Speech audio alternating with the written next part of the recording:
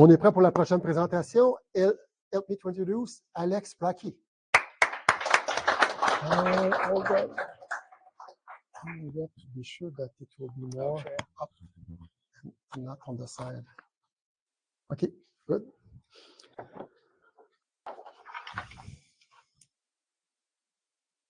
All right. Bonjour, ça va?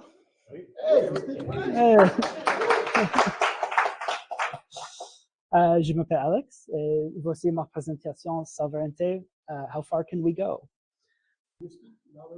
Oh, yes. We need to be sure that people begin and Alex is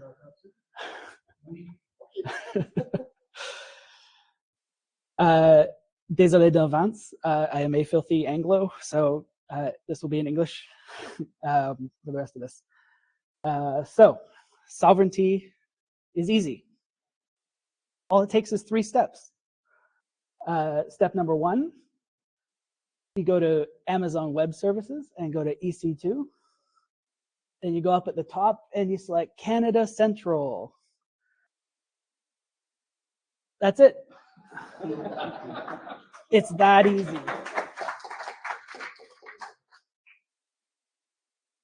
Thank you for listening. That was my presentation. Thank you for having me.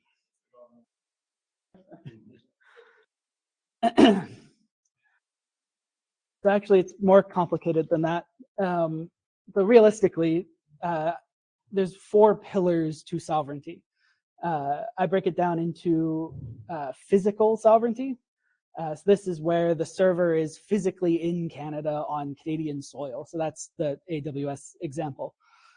The second pillar is corporate sovereignty. So this is where the resource is owned by a Canadian company, and the company itself is in Canada. Third is the facility sovereignty or data center sovereignty. So that's where the server is Canadian and the building that it's sitting in is also Canadian. So every step of the stack from top to bottom. And finally, the network sovereignty. So that's similar to physical sovereignty in a way. It's a bit tricky because the internet is global, but is the network Canadian? Does it mostly transit through Canada? Does it go through a foreign country unnecessarily? That's network sovereignty. So each of these pillars mitigates a threat. And that's sort of the basis of sovereignty, is mitigating threats. So the most basic physical sovereignty doesn't really protect against anything. All it does is give you a checkbox. So that's rubber stamp sovereignty. So that's the government answer when you need compliance. But it doesn't really protect you against anything. Corporate and data center facility sovereignty protects against things like foreign governments seizing your property as easily, or coercion for a domestic company to mess with your things. Things like the Cloud Act in the US are infamous, I guess, for this. And network sovereignty protects you against tampering of the traffic, or surveillance, mass surveillance, data collection, all of that fun stuff.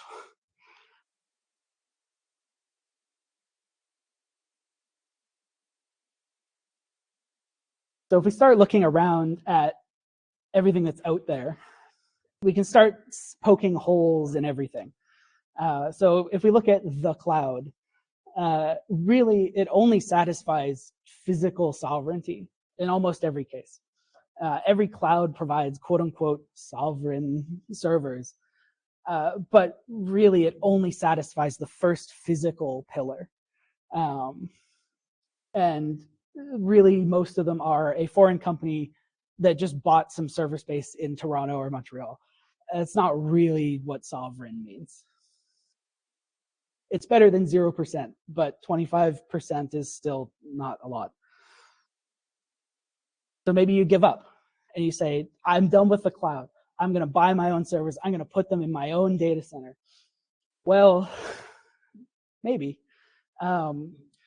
But most data centers in Canada are owned by foreign companies. So you're not really that much farther ahead than just using Azure or AWS or some big cloud. You might be able to squeeze some network sovereignty out if you really go deep and you can partner with a different local ISP or a Canadian transit provider. But realistically, unless you're really careful, even owning your own servers in a data center in Canada might not give you the sovereignty that you're looking for. But it's not hopeless. There are unicorns. They exist. Some are older, like eStructure. I toured one of their data centers like 12 years ago or something. There's newer ones like Patry Cloud, which is Option Québécois. There's newer ones like Think On, I think is one. It's improving all the time. So this is an ever-evolving area. It is improving. Things are getting better. But it's hard to find. It's hard to find a solution that ticks every box, especially once you get past all the marketing.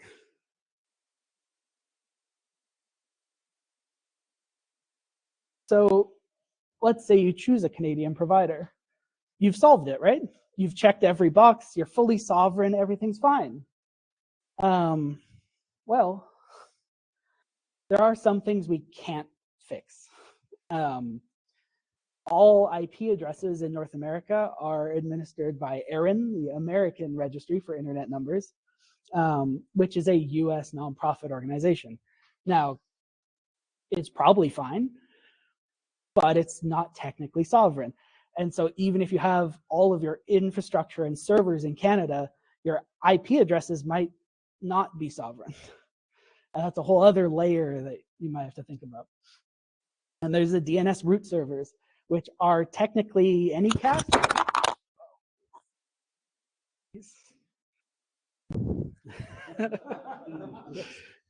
Obama might drop this.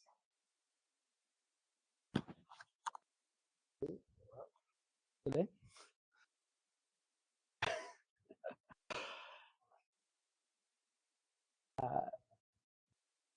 Yes, the DNS root servers, many of which are operated still by the US now Department of War, which is a fun fact.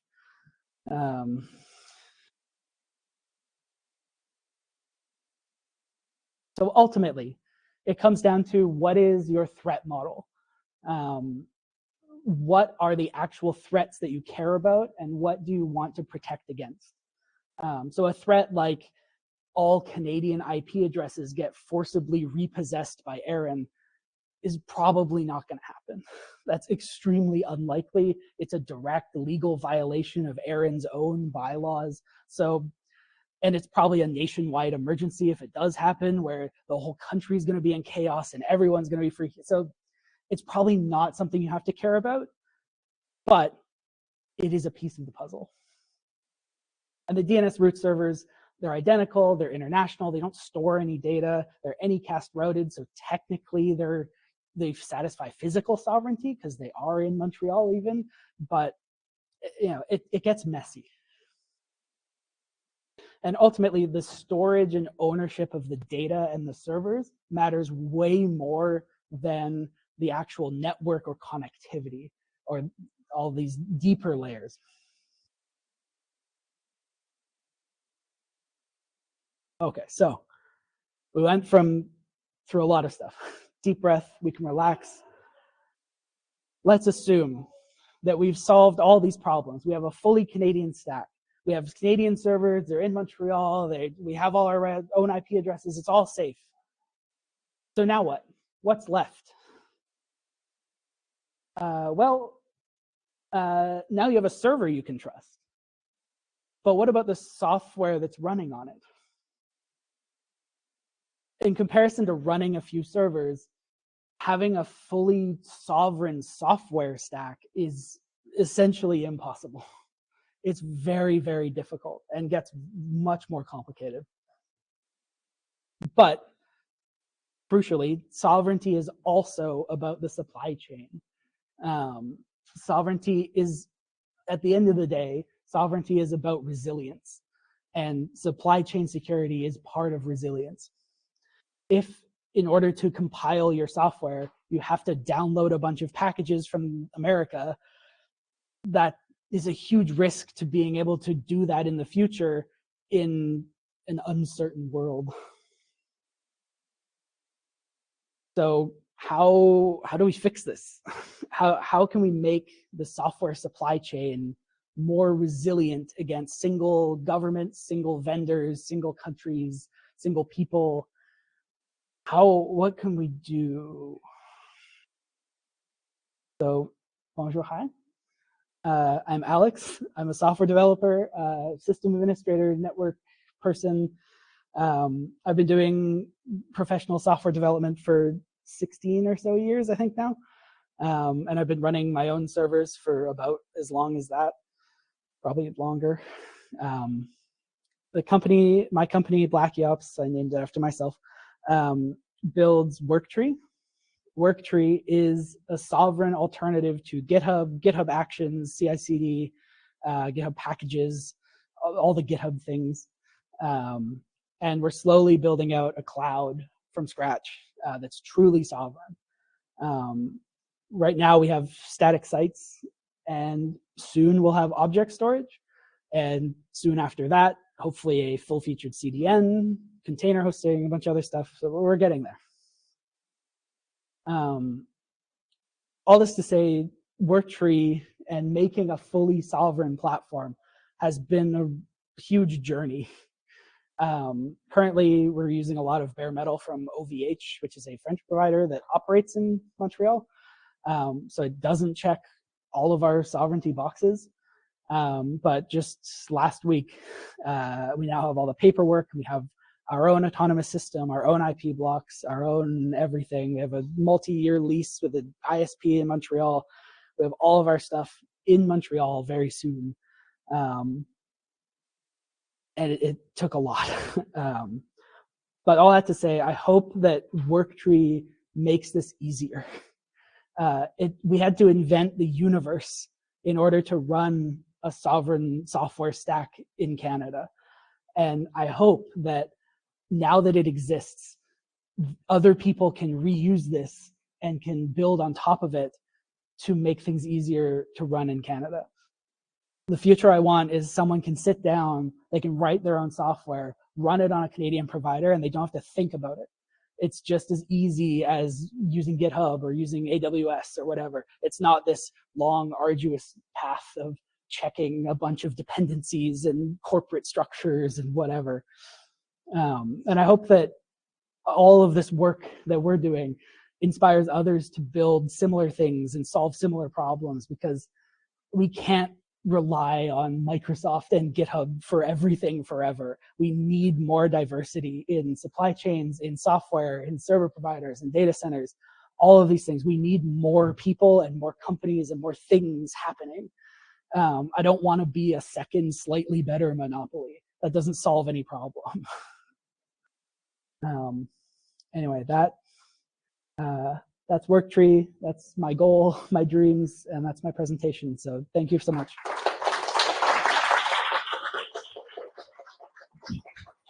Est-ce qu'il y a des questions dans la salle? Si oui, on va passer le micro pour que les gens à distance puissent entendre. Vas-y, Marc.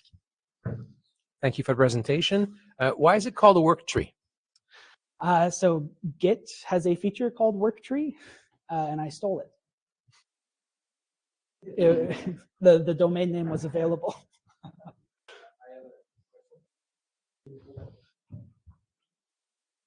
Do you have a time frame for your object storage solution? It should be in the next couple weeks, maybe a month. Yeah. Okay, good. Yeah. So I need your name. There's actually, I'll take all the information. Thank you. Yeah, there is if you go to worktree.ca, there is a waiting list for it. And what difference do you make between sovereignty and independence? Ooh. Independence. That's interesting. I think they're definitely related.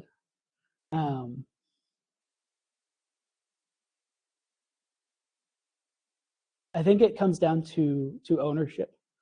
You can be sovereign, but you don't necessarily have to be independent. Yeah. Because I think something like Microsoft they like to own everything and reach into where they don't belong. And so you can have sort of sovereignty if you have more structured partnerships and more strict boundaries across different countries or different boundaries between things. I think you could have both, but you don't necessarily need both, if that makes sense. So are you building independence or sovereignty? I think we're probably more on the independence side. Yeah. Okay. Good.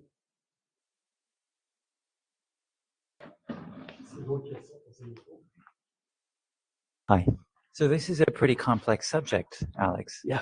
And this is a complex subject. This idea of data sovereignty and building your own cloud infrastructure within Canada without relying on existing US tech monopolies like Microsoft, Azure, GitHub, which is now acquired by Microsoft.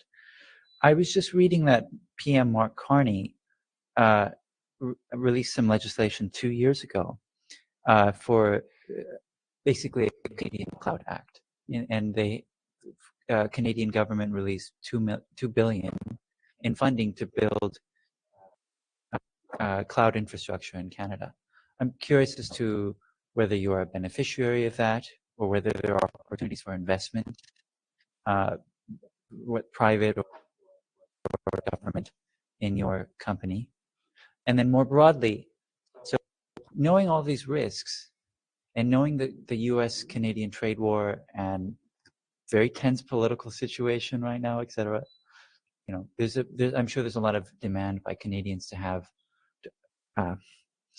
data sovereignty, to have your own servers, to have your own alternatives to existing cloud providers. How do you build it in such a way that it is protected from invasive legal frameworks like the US Cloud Act? Yes, so first, we have no funding currently is the easiest way. It's all self-funded, so I've funded everything. So far, it's fully bootstrapped. I would love if Mark Carney is watching this and wants to give me money, please, I will take it. But yes, as far as protecting against things like the Cloud Act, it's very difficult. Any entry point that you can, and that's why like the whole 4 pillars thing, if any one of those is sacrificed, there's a way in. It's kind of like a firewall in a way, where like if you have any hole in the firewall, someone will find a way through it. And that's kind of how the US works, is if there's any path from them to your company or your server, they'll find a way. So it's really about like a defense in depth kind of strategy. Yes. Yeah. Software stack, alternative GitHub, object storage,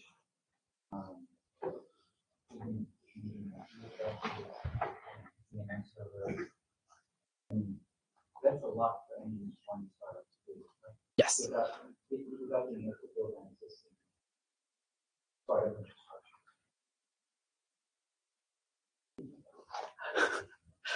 With a lot of time. It seems to me like the reason why Silicon Valley is so influential is because there's so much conflict, so much influence, but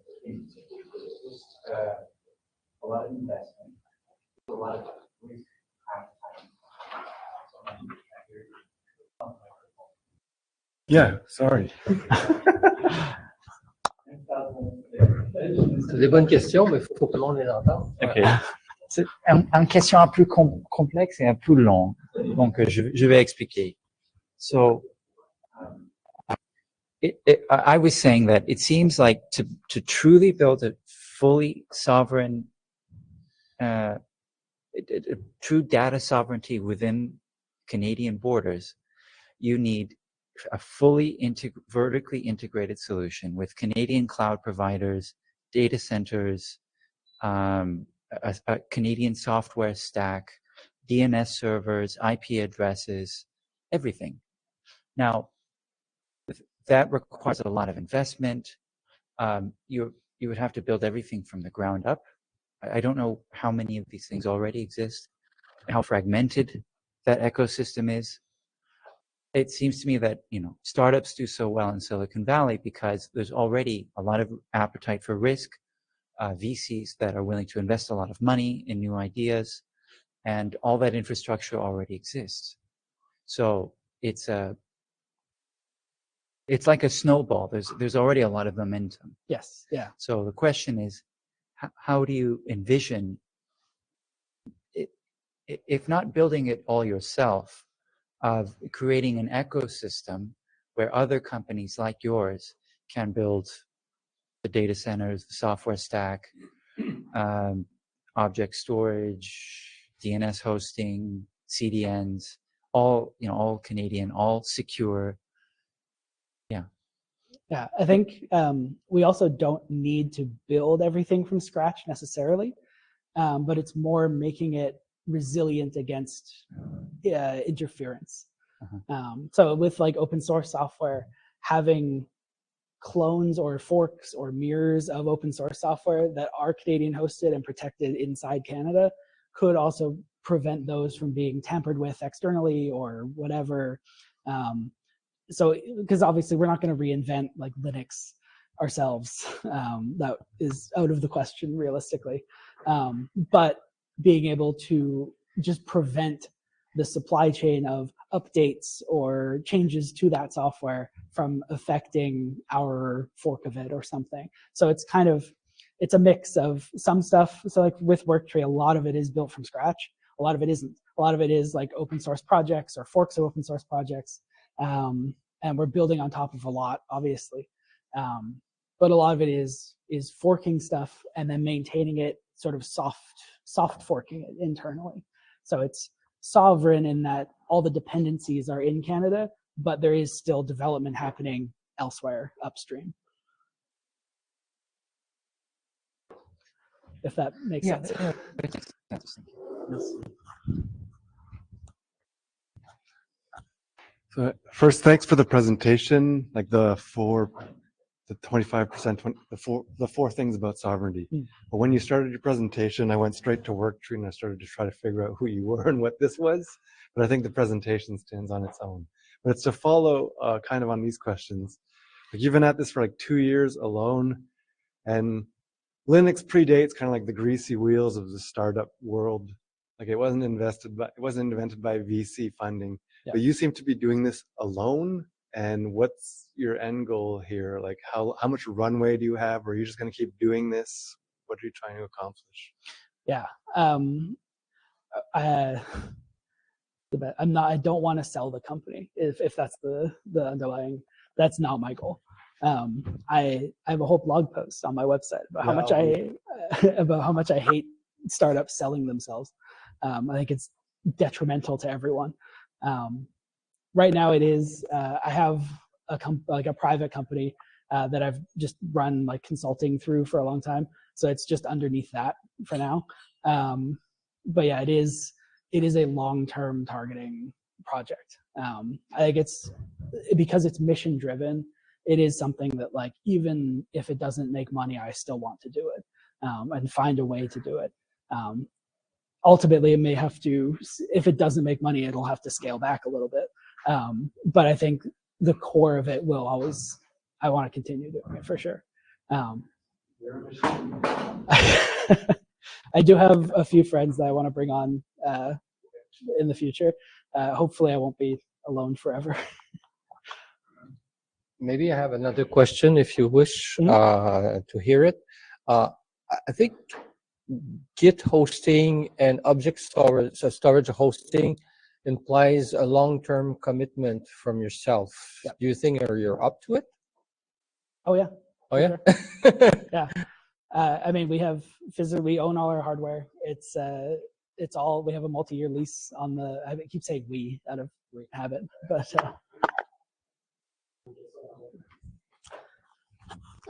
for sure, I'm in it for the long haul, for sure. I've put aside budget for it for the next at least 2 years, so it can continue to run for many months without any income, which is also not true. So and income is growing, like it is growing as a business. So I'm confident that it can continue for quite a while. All right, so my question is, you might not have thought about this part of your future plan just yet, but eventually, so right now, a lot of open source community projects like the one that I'm on a core team for, we are exploring alternatives to GitHub. What is appealing about yours to international teams like ours? That is a question I've asked myself. I don't know yet. We're still figuring that out, I think.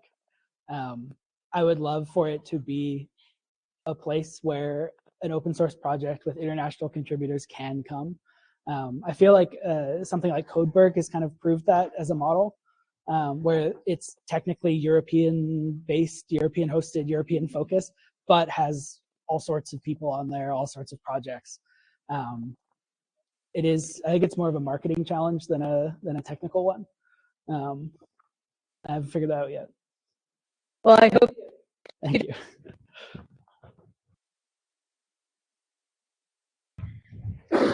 All right, so thanks a lot for your project. It's really nice. So can I have the GitHub link for that? For sure. But no, seriously, there's a lot of alternatives to GitHub, such as GitLab, Git, and whatnot. I've seen your project and I don't see any open source, or is there a way on the long run that I could self-host that, for example? It is in the roadmap for this year, hopefully. Okay. It is Git under the hood. So it's a fork of Git. Okay. It's heavily modified Okay. to the point where it's very difficult to run. Okay. So part of the next few months of work is to clean it up and make it easier to run and document things. Specifically, there's been a lot of performance changes under the hood that have required this linking to C libraries and stuff that is a pain to build. And there's a lot of overhead to open source project maintenance. And because it's me and a small team, I just don't want that yet. Okay. But open source is on the roadmap for sure. Okay. That is a huge goal. All right. Thank you.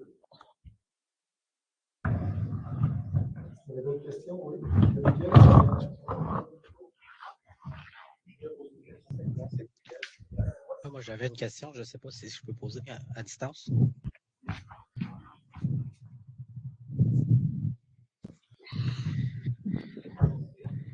Well, Can I?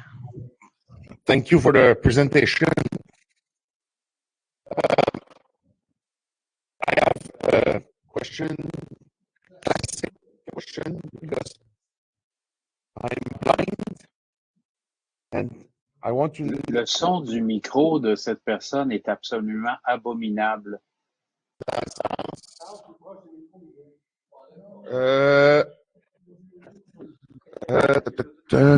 Allô? Un peu.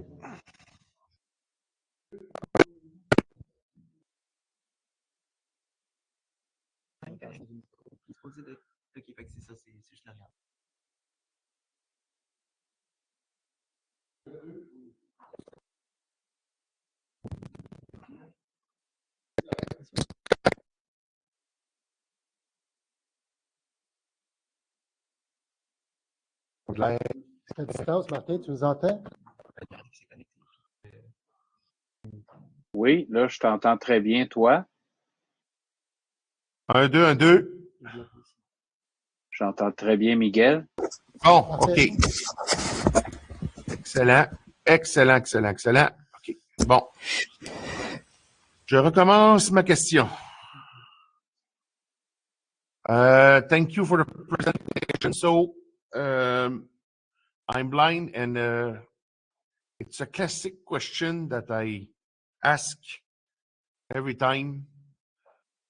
Do you, on your project, do you respect the accessibility norms? We will. The current interface is not one we developed because it came from Git. It is not very accessible, as far as I'm aware. I am redesigning most of the UI, and part of that is making it significantly simpler and more accessible. So that is definitely a goal. If you need someone to have tests for accessibility, just let me know. Yes, definitely. That would be super helpful.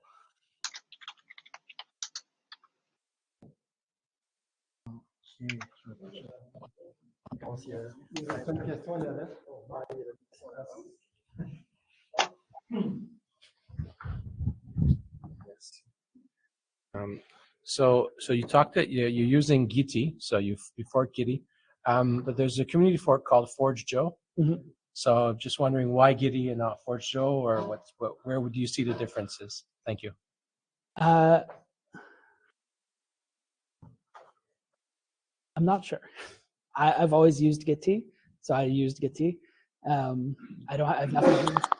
have nothing against Forjo. I think it's a cool project. I've never used it. I just don't know.